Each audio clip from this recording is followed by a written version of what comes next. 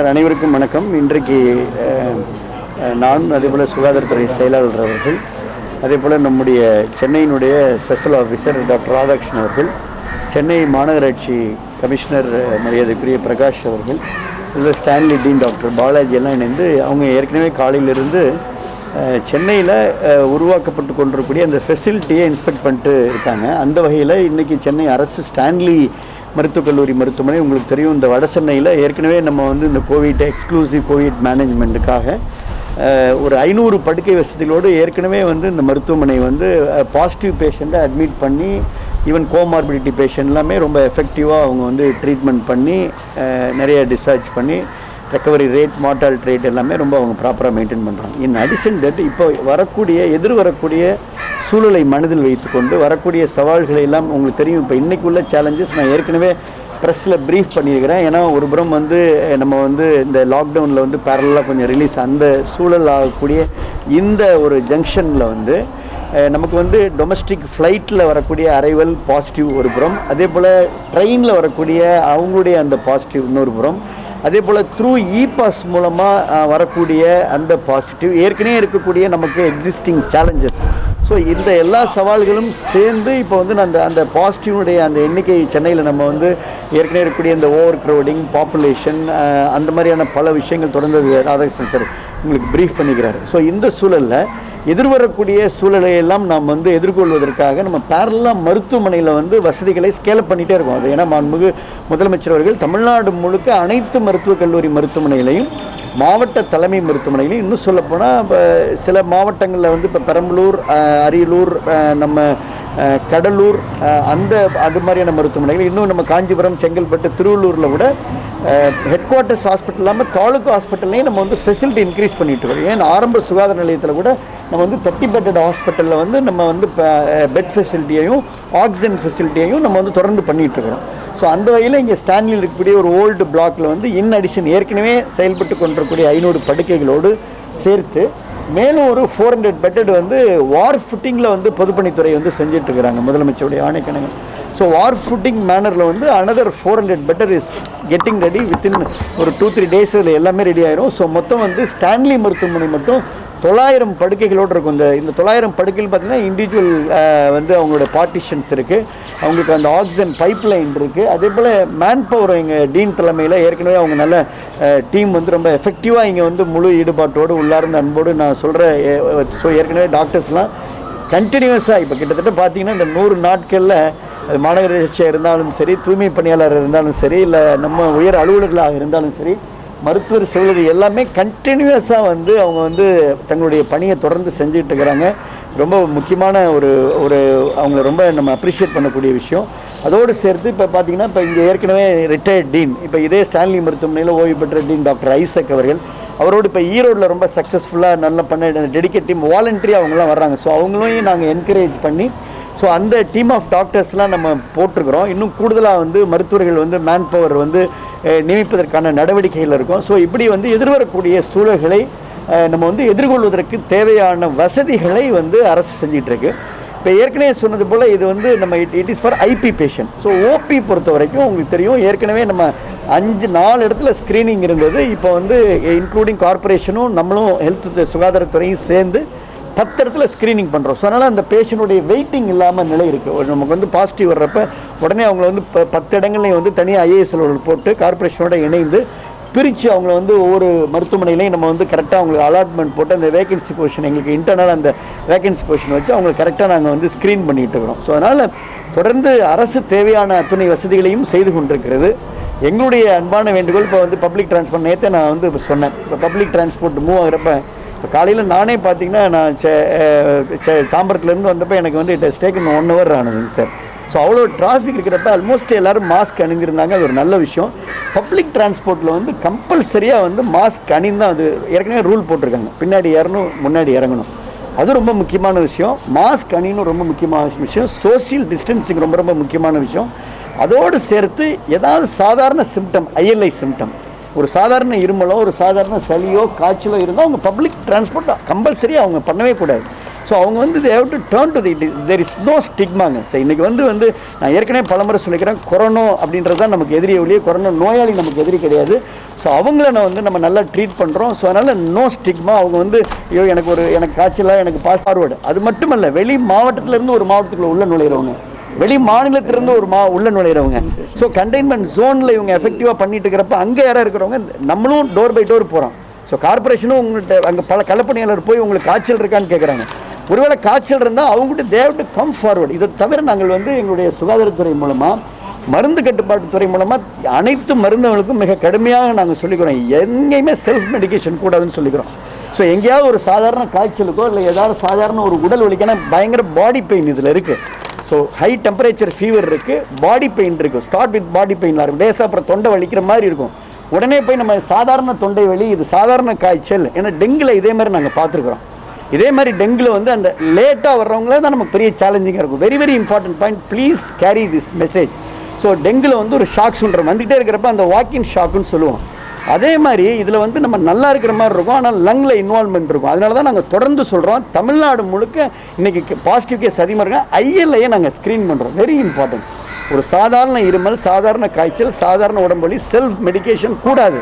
கம்பல்சரியாக இந்த நேரத்தில் நீங்கள் மருத்துவமனைக்கு தான் வரணும். அப்போ மருத்துவமனையில் நம்ம அவங்கள அந்த ஏர்லி டிடெக்ஷன் தான் இன்றைக்கி சக்ஸஸ்ஃபுல்லாக நம்ம இந்த மார்ட்டாலிட்டி ரேட்டை நம்மளால் குறைக்க முடியுது. அதை நான் திருப்பி பொதுமக்களுக்கு என்னுடைய அப்பீலாக நான் அரசு சார்பில் நான் வலியுறுத்த கடமைப்பட்டிருக்கின்றேன். இதை நீங்கள் பத்திரிகை ஊடகத்துறை நண்பர்கள் இதை நீங்கள் இன்னும் பொதுமக்களுக்கு எடுத்து சொல்லணும். ஸோ இது எனக்கு சாதாரண தொண்டவலின்னு ஒரு மெடிக்கல் ஷாப்பில் போய் ஒரு மாத்திரை வாங்கி உடம்பு வலிக்காக அவர் சாப்பிட்டாருன்னா, ஒருவேளை அவருக்கு கோவிட்டாக இருந்தால் தாமதமாக வர்றப்ப அது திருப்பி எங்களுக்கு சேலஞ்ச் ஆகும். அதில் இன்னும் கோமார்பிடிட்டி இருக்கிறப்ப அது இன்னும் மிகப்பெரிய சேலஞ்ச் ஆகி it may lead to risk.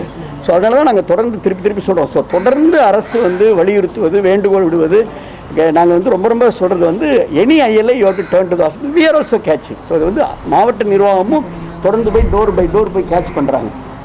அதுக்காக தான் இவ்வளோ entire team is working for you.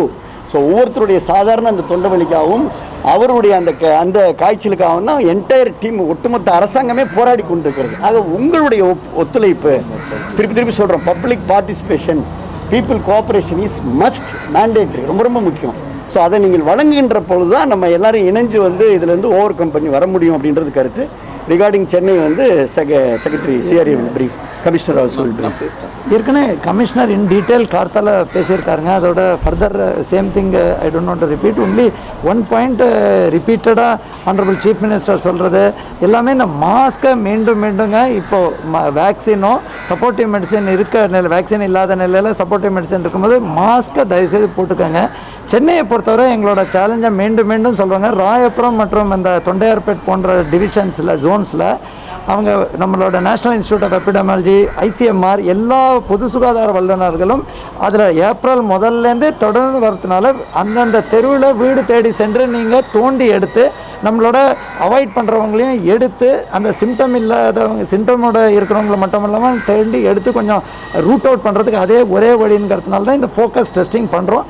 அதனால தான் கொஞ்சம் ரிசல்ட்ஸ் டெஃபினட்டாக நமக்கு அதிகமாகுது. அது மட்டும் இல்லாமல் ஏற்கனவே கோயம்பேடு கிளஸ்டரோட ஆஃப் ஷூட்டாக நம்ம கோடம்பாக்கம் மற்றும் நம்மளோட அண்ணா நகர் பகுதியிலையும் கண்காணிப்பு இருக்குது.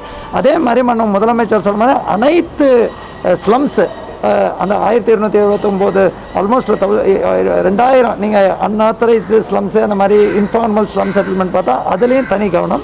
அதே மாதிரி சுகாதாரத்துறை இவங்கெல்லாம் ரிப்பீட்டடாக ஹெல்த் செக்ரட்டரின்னு சொல்ல மாதிரி கொக்கூனிங் ஆஃப் எல்டர்ஸ், வயசானவங்களை இப்போ மினிமம் நம்ம 0.82 மார்டாலிட்டி நம்ம தமிழ்நாட்டில் தான் எல்லாத்தையும், அது நான் சென்னையை சொல்கிறேன், தமிழ்நாட்டில் அதோடையும் கம்மியாக இருக்குது.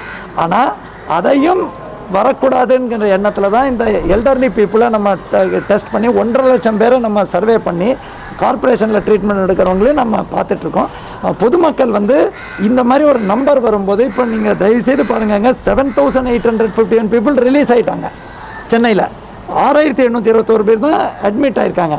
ஆனால் நாங்கள் நம்பரை குறைக்கிற எண்ணத்தில் நம்ம செயல்பட்டோம்னா இந்த நோயை ஒழிக்க முடியாது. அதுக்காக தான் தோண்டி எடுத்து வந்த உடனே டிஸ்சார்ஜ் அதிகமாகுதுங்கிறதே சுகாதாரத்துறையில் இருக்கிற மருத்துவ வல்லுநர்களோட கெப்பாசிட்டி காட்டுறது. அந்த ஆங்கிளில் செயல்படுறோம். பொதுமக்களுக்கு அந்த விழிப்புணர்வு மீண்டும் இந்த மாஸ்க்கு, கை கழுவுறது, அல்டிமேட்டாக கூட்டம் சேரும். நேற்றைய தினம் நீங்கள் காசிமேடு பார்த்துருக்கீங்க. மக்களே உணரணுங்க. நம்ம ஒரு வேண்டுகோள் ரெகுலேஷன்லேயே நம்ம நம்பிட்டு இருக்கக்கூடாது. காவல்துறை இவ்வளோ ஃபைன் போடுறாங்க, மாநகராட்சி ஃபைன் போடுறது, அவங்களும் துப்பினா ஃபைனு இதுன்னு. ஆனால் நம்மளும் உணரணும். ஏன்னாலும் இன்னொருத்தருக்கு பரவக்கூடாது, அவங்கனால நமக்கு வரக்கூடாது. நல்ல ஒத்துழைப்பு ஊடகங்கள் கொடுக்குறீங்க. அதனால் தயவுசெய்து இந்த கட்டமைப்பில் மாநகராட்சியோட 10,567 கோவிட் கேர் சென்டரில் சுகாதாரத்துறை மருத்துவர் ஏசிம்டமேட்டிக் பூராமே அவங்க அதுக்கான தயார் நிலையிலும் வச்சுருக்காங்க. அதில் நம்ம லிமிட்டட் இன்றைக்கி 1,500 பேஷண்ட் தான் இருக்காங்க. அதுக்கான அனைத்து வசதிகளும் முதலமைச்சர் மேற்பார்வையில் தலைமை செயலர் ரெகுலர் ரிவ்யூ பண்ணுறோம். தேங்க்யூ.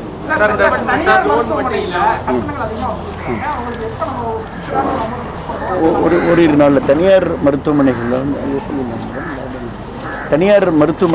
2 விஷயம் நாங்கள் பேசிகிட்டு இருக்கிறோம். ஏற்கனவே முதலமைச்சர் வந்து அனைத்து தனியார் மருத்துவமனையிலும் அழைச்சி பேசுனதனுடைய அடிப்படையில் தனியார் மருத்துவமனைகளோடு 3-4 சுற்று பேச்சுவார்த்தை முடிஞ்சிருக்கு. ஓரிரு நாளில் தனியார் மருத்துவமனையில் முதலமைச்சருடைய காப்பீட்டு திட்டத்தில் என்ன கட்டணும், அதுக்கப்புறம் என்ன கட்டணத்திற்கு மேலே ஒரு சீலிங் ரேட், அதுக்கு மேலே அவங்க வந்து வசூலிக்கக்கூடாது என்பதையெல்லாம் குறித்து முறையான அரசாணை பிறப்பிக்கப்பட்டு அறிவிப்பு வெளியாகும் என்பதை தெரிவித்துக் கொள்கின்றேன். அதுபோல் தனியார் லேப், அது ரொம்ப ரொம்ப முக்கியமான விஷயம். இன்றைக்கி வந்து ICMR மத்திய அரசினுடைய வழிகாட்டுதலின்படி 4,500 ரூபாய் தனியார் ஆய்வகங்கள் அவங்க வந்து ஃபீஸை வந்து கலெக்ட் பண்ணிட்டு இருக்கிறாங்க. அரசு சார்பில் எவ்வளோ பேர் வந்தாலும் இதில் வந்து பார்த்திங்கன்னா இன்றைக்கி ஒரு நாளைக்கு ஒரு 12,000 என்ற அளவுக்கு நம்ம இன்றைக்கி டெஸ்டிங் பண்ணுறோம் அப்படின்னா 80% வந்து அரசு மருத்துவமனையில் தான் நம்ம வந்து பண்ணுறோம். அரசு மருத்துவமனையில் டோட்டலாக ஃப்ரீ. தனியார் மருத்துவமனையில் 20% பண்ணுறாங்க. அதை நாங்கள் தனியார் லேப் மொத்தம் அன்றைக்கி 40க்கு மேற்பட்ட லேப்பை நானும் அரசு செயலாளரும் பண்ணியிருக்கிறோம். ஸோ அவங்கள வந்து நாங்கள் வந்து 3,000 என்ற அளவுக்கு நீங்கள் குறைத்து கொள்ள வேண்டும் என்று நாங்கள் அது வலியுறுத்துக்கிறோம். அவங்களும் அதை ஒத்துருக்கிறாங்க. ஸோ இதை வந்து முறையான அறிவிப்பாக நாங்கள் வெளியிடுவோம். இது வந்து நிச்சயமாக இது வந்து ஒரு இந்தியாவிலேயே முதன்முறையாக நம்ம வந்து மத்திய அரசு 4,500 ICMR வந்து 4,500 கட்டணம் நிர்ணயித்தது போதிலும் ஒரு மியூச்சுவலாக எங்களுடைய அரசுடைய வேண்டுகோளுக்கு நாங்கள் தனியார் லேப் எல்லாம் இன்க்ளூடிங் கார்பரேட் ஹாஸ்பிட்டலில் கூடிய எல்லா லேபுமே 3,000 அப்படின்ற அந்த இதுக்கு வந்து எங்களுக்கு வந்து அவங்க வந்து கன்சர்ன் கொடுத்துக்கிறாங்க. அதையும் நாங்கள் இது ஒரு நல்ல விஷயமா அது கருதுகிறோம். ஒன்றுமே வெளியில் அதில் we are very transparent, any time we may release. ஒன்றும் இஷ்யூ இல்லை.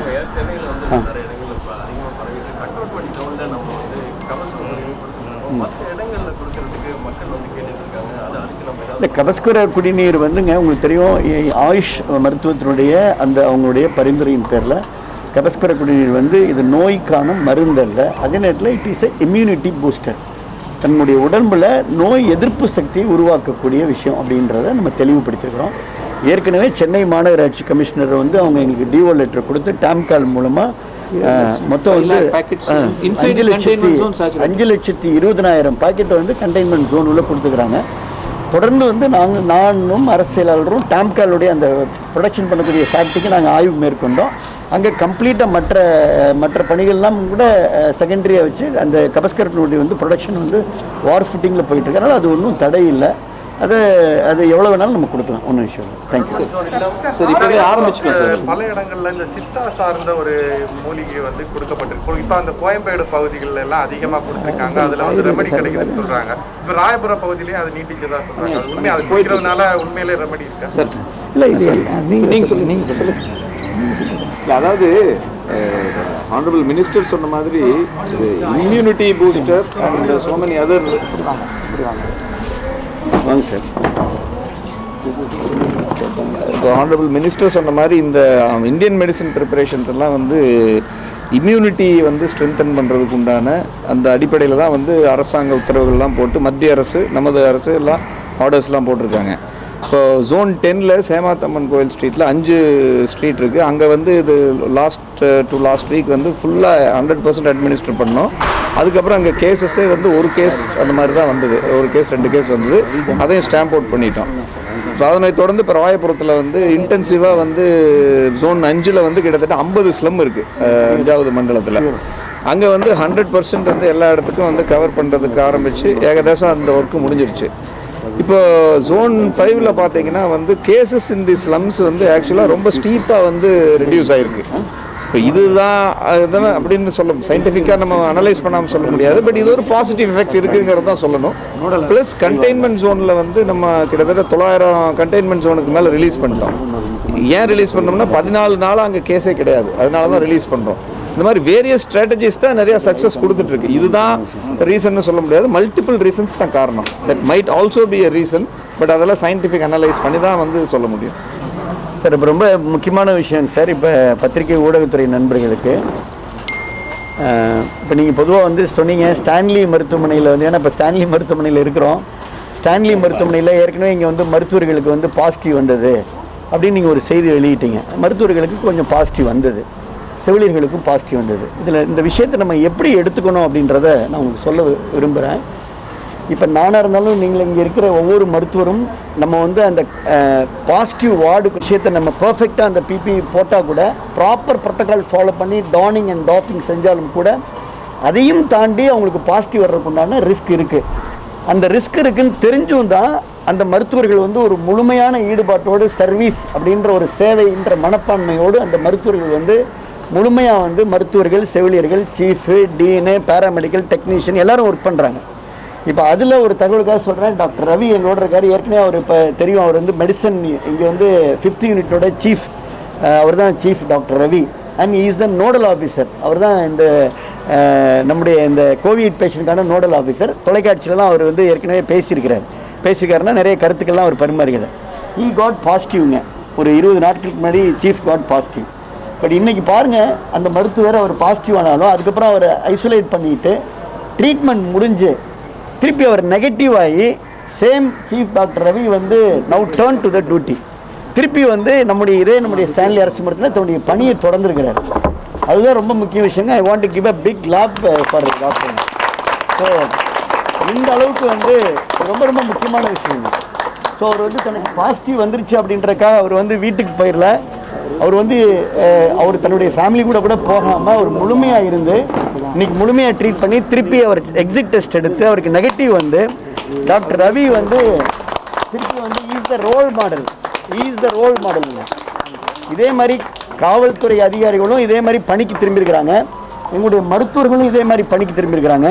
இதே மாதிரி செவிலியர்களும் பணிக்கு திருப்பி இருக்கிறாங்க. தூய்மை பணியாளரும் பணிக்கு திரும்பியிருக்கிறாங்க. ரொம்ப ரொம்ப முக்கியமான விஷயம். இதோட முக்கியமான விஷயம் சொல்கிறேன். ராஜீவ்காந்தி மருத்துவமனையில் 7 பேருக்கு பிளாஸ்மா தெரப்பி கொடுத்துக்கிறோம். அவங்க நல்லா இருக்காங்க. ட்ரையலில் வந்து we got approval from director general of drug controller and ICMR. 2 துறையில் எங்களுக்கு வந்து அப்ரூவல் வந்து 7 பேருக்கு பிளாஸ்மா தெரப்பி கொடுத்துக்கிறோம். அந்த பிளாஸ்மா கொடுத்தது ட்ரீட்டட் பேஷண்ட் தான் பிளாஸ்மா தங்களுடைய ரத்தத்தை கொடுத்து அதிலிருந்து பிளாஸ்மா எடுத்து நாங்கள் ட்ரீட் பண்ணோம், ஆன்டிபாடி கொடுப்போம். அதை எங்களுடைய ஏற்கனவே ட்ரீட் ஆன மருத்துவர்கள் தான் கொடுத்துக்கிறாங்க. அதுதான் முக்கியமான விஷயம். அது ரொம்ப முக்கியமான விஷயங்க. ஸோ அந்தளவுக்கு சேவை உணர்வோடு வந்து மருத்துவர்கள் எல்லாரும், செவிலியர்கள், என்டையர் டீம் உங்களுக்காக அரசு சார்பில் மக்களுக்காக பணியாற்றுறோம். முதலமைச்சரும் பாராட்டியிருக்கிறாங்க. என்னுடைய அன்பான வேண்டுகோள், இதையும் தாண்டி பப்ளிக் நம்ம என்ன மாதிரியான கான்ட்ரிபியூஷன் கொடுக்கணும். ஸோ ஹையஸ்ட், அதாவது நம்ம இந்த உலகளவாவிய தொற்று நியூ வைரஸ், அவர் ராதாகிருஷ்ணன் சார் சொன்னது போல் நம்ம வந்து தேடி பிடிக்கிறப்ப நமக்கு வந்து அந்த கேசஸுடைய எண்ணிக்கை வந்து உயர்வதற்கு உண்டான வாய்ப்புகள் இருக்குது. இந்த வரக்கூடிய காலங்களையும் அந்த எண்ணிக்கை உயர்வதற்கான வாய்ப்புகள் இருக்குது. ஸோ அதை நம்ம எப்படி எதிர்கொள்வோம், அப்படி எதிர்கொள்வதற்கு உண்டான உதாரணம் தான் டாக்டர் ரவி போன்றவர்கள். ஸோ இதை வந்து இது ஒரு நியூஸாக இப்போ ஸ்டான்லிலே ஒரு மருத்துவருக்கு வந்துருச்சு அப்படின்ற செய்தியை நம்ம எடுத்துக்கிறதுக்கு பதிலாக வந்த ஒருத்தர் திருப்பி வந்து அவரை தன்னை குணமாக்கி கொண்டு திருப்பி அவர் பணிக்கு திரும்பி இன்னும் பல நோயாளிகளை அவர் குணமாக்கி கொண்டிருக்கிறார் அப்படின்ற ஒரு செய்தி தான் வந்து இன்றைக்கி மக்களுக்கு தேவை. ஸோ அந்த செய்தியை நீங்கள் எடுத்துகிட்டு போகணும் அப்படின்றது என்னுடைய அன்பான வேண்டுகோளோ. பத்திரிகை நண்பர்களுக்கும் பல பேருக்கு வந்து இன்றைக்கி அவங்களும் டியூட்டிக்கு வந்திருக்காங்க. அதுக்கு நான் என்னுடைய பாராட்டு தெரிவிச்சுக்கிறேன். மீடியா பர்சன்ஸ் ஒரே நேரத்தில் 30-35 பேருக்கு வந்தது. அவங்க எல்லாமே ஓமாந்தூர் மருத்துவமனை நம்ம சிறப்பாக ட்ரீட் பண்ணோம். ஸோ அதில் என்ன விஷயம் நாங்கள் சொல்ல வர்றோம் அப்படின்னா 79 members, entire including family 79. So இதில் கமிஷனர் சொல்கிறாங்க. ஸோ இதில் என்ன முக்கியமான விஷயம்னா, அப்போ உடனே வந்துடணும். அதான் ரொம்ப முக்கியம். ஏர்லி டயக்னோசிஸ், அதுதான் இப்போ சக்ஸஸ். தமிழ்நாட்டில் நீங்கள் எல்லோரும் கேட்கலாம், சார் இப்போ கேஸ் அதிகமாக இருக்குது, ஆனால் நீங்கள் எப்படி மார்ட்டாலிட்டி, நான் தான் சொன்னேன், பெல்ஜியத்தில் 16% மார்ட்டாலிட்டி, அதர் கண்ட்ரீஸில் 15-14% மார்ட்டாலிட்டிங்க. யூகேலையும் நீங்கள் பாருங்கள், அமெரிக்காலையும் பாருங்கள், ஸ்பெயினில் பாருங்கள், இட்டாலியில் பாருங்கள். இப்போ தமிழ்நாட்டில் எப்படி 7%. அந்த நீங்கள் சொல்கிற அக்ரெசிவ் டெஸ்டிங், ஏர்லி டயக்னோசிஸ், அந்த ஏர்லி டயக்னோசிஸில் proper clinical management, comprehensive management, அதில் தான் நம்ம சக்ஸஸ் பண்ணுறோம். ஸோ இந்த விஷயம் தான் இன்றைக்கி எடுத்து போகக்கூடிய விஷயன்றதை நான் உங்கள்கிட்ட ஷேர் பண்ணிக்கிறேன். தேங்க்யூ. ஆக்சுவலாக இப்போ நான் வந்து டாக்டர் ரவிங்க, ஸ்டான்லி மெடிக்கல் காலேஜில் வந்து கோவிடுக்கு வந்து நோடல் ஆஃபீஸராக இருக்கிறேன். நான் வந்து இப்போ மருத்துவத்துறையில் வந்து பேராசிரியராக ஒர்க் பண்ணிட்டுருக்கேன். ஸோ என்னை வந்து இந்த கோவிட் அந்த ஆரம்பிக்கும் போதே வந்து ஜனவரி மாதமே என்னை வந்து நோடல் ஆஃபீஸராக வந்து நியமனம் பண்ணாங்க. ஸோ அதுக்காக நான் வந்து எல்லா மீட்டிங்லையும் எல்லாம் கலந்துட்டு அதை வந்து இங்கே இம்ப்ளிமெண்ட் பண்ணுறதுக்கு உண்டான ஏற்பாடுகளை வந்து நான் முதலமைச்சர் நம்ம கல்லூரி முதல்வர் காட்ட வந்து துணையாக எல்லாம் பண்ணிகிட்டு இருந்தேன். ஸோ இது சார்பாக நான் வந்து இப்போ நான் பல 100 பேஷண்ட்ஸை நான் வந்து வைத்தியம் பண்ணியிருக்கேன். நான் வந்து பேஷண்ட்ஸை கூட போய் எல்லாம் பேசியிருக்கேன். கோவிட் ஓபி, கோவிட் வார்டு எல்லா பக்கமும் நான் போயிருக்கேன். டெய்லி நான் போய் பார்த்துட்டு தான் இருந்தேன். ஸோ வந்து அந்த பாதுகாப்பு உண்டான அந்த முறைகள் எல்லாமே கடைபிடிச்சு தான் வந்துட்டாங்க. முகக்கவசம் போடுறதுலேருந்து, பிபி கிட்டு போடுறதுலேருந்து, ஹேண்ட் ஹைஜீனு இது எல்லாமே வந்து ஃபாலோ பண்ணிட்டு தான் இருந்தேன் நான். அது இருக்கும்போதும் அப்படியும் பார்த்தீங்கன்னா வந்து இப்போ ஒரு 15 நாளைக்கு முன்னாடி வந்து எனக்கு திடீர்னு ஒரு நாள் காய்ச்சல் வந்தது, வெரி ஹை ஃபீவர் வந்தது. ஸோ அந்த ஃபீவர் வந்துச்சு. அப்புறம் நெக்ஸ்ட் டே பார்க்கும்போது ஆட்டோமேட்டிக்காக அது சரியாக போயிடுச்சு. ஸோ ஒரு நாள் ஃபீவர் இருக்குது, நமக்கு எதுவும் இவ்வளோ நாள் வரலேன்ட்டு நானும் கொஞ்சம் அப்படி ரிலாக்ஸாக தான் இருந்தேன். ஆனால் அடுத்த நாள் வந்து கொஞ்சம் டயர்ட்னஸ்லாம் வரும்போது தான் ஃபெட்டிக் ஃபீவர் வந்துச்சு. அடுத்து ஃபெட்டிக், அதுக்கப்புறம் ஃபாலோட் பை வந்து ட்ரை காஃப். ஸோ 4 முக்கியமான சிம்டம்ஸை வந்து காய்ச்சல், சோர்வு, உடல் அசதி, வறட்டு இருமல், அப்புறம் வந்து மூச்சு திணறல். இந்த 4ல் 3 வந்துச்சு எனக்கு. ஸோ அதுக்கப்புறம் வந்துட்டு சரி நம்ம இது மாதிரி இருக்கேன்ட்டு உடனே வந்து ஸ்வாப் டெஸ்ட் கொடுக்கும்போது பார்த்தா பாசிட்டிவ் வந்துச்சு எனக்கு. ஸோ உடனே நான் வந்து செல்ஃப் ஐசோலேஷன் பண்ணிக்கிட்டேன்.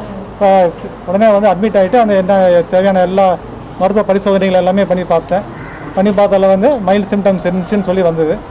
ஸோ என்னை செல்ஃப் ஐசோலேஷன் பண்ணிவிட்டு நான் வந்து இப்போ நம்ம அரசு கொடுக்குற அத்தனை ட்ரீட்மெண்ட்டு எல்லாமே எடுத்துக்கிட்டேன். நான் கரெக்டாக வந்து இப்போ 10ஆவது நாளுக்கு அப்புறம் வந்து எனக்கு நல்லாவே எனக்கு இம்ப்ரூவ்மெண்ட் தெரிஞ்சுது. என்னால் வந்து போய் நான் நடக்கிறது எல்லாமே எந்த அந்த டயர்ட்னஸ் அசதி எல்லாமே வந்து 75% எல்லாம் குறைஞ்சிருச்சு அது.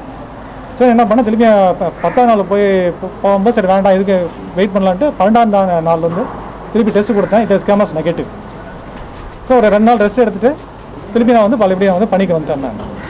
ஸோ இது நம்ம முக்கியமாக கவனிக்க வேண்டியது என்னென்னா வந்து நான் பார்த்த வரைக்கும் என்னோட இங்கே ஸ்டான்லியில் உள்ள இது என்னென்னா யாருக்கு அதிக பாதிப்படுறதுன்னா சர்க்கரை நீரிழிவு நோயை வந்து கண்ட்ரோல் இல்லாமல் இருக்காங்க, அவங்க தான் அதிக பாதிக்கப்படுறாங்க. அதனால் வந்து நாம் வந்து அந்த நீரிழிவு நோயெல்லாம் வந்து கண்டிப்பாக வந்து செக் பண்ணிக்கணும். நம்ம நிறையா பொதுமக்கள் என்ன பண்ணுறாங்கன்னா மாத்திரைகள் எடுத்துக்கிட்டால் போதும் அவ்வளோதான் நமக்கு ஒன்றும் பிரச்சனை இல்லைன்னு நினைக்கிறாங்க. அப்படி இல்லை, நம்ம மாத்திரை எடுத்தாலும் வந்து பீரியாடிக்காக நம்ம வந்து டெஸ்ட் பண்ணி பார்க்கணும். இந்த எடுத்த மாத்திரை வந்து சுகர் ரத்தத்தில் உள்ள சர்க்கரை அளவை வந்து கண்ட்ரோலாக வச்சுருக்கா இல்லையான்னு.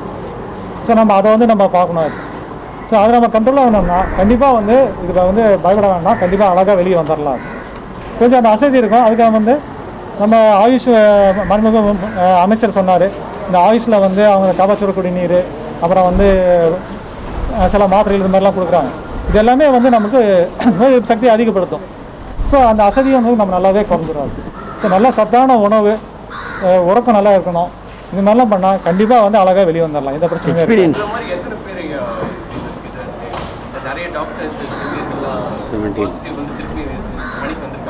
ஆமாங்க சார். இப்போ எல்லாமே இப்போ என்ன மாதிரி நெகட்டிவானவங்க வந்து வந்தாங்க. இருந்தாலும் வந்து ஒரு 17 நாளில் வந்து ரெஸ்ட் எடுக்கணும் அப்படின்னு சொல்லி கவர்மெண்ட் ஜிஓவே இருக்குது. ஸோ அதனால் 17ஆவது நாள் வந்து அவங்க வரதுக்கு எல்லாமே தயாராக இருக்கிறாங்க. ஓகே.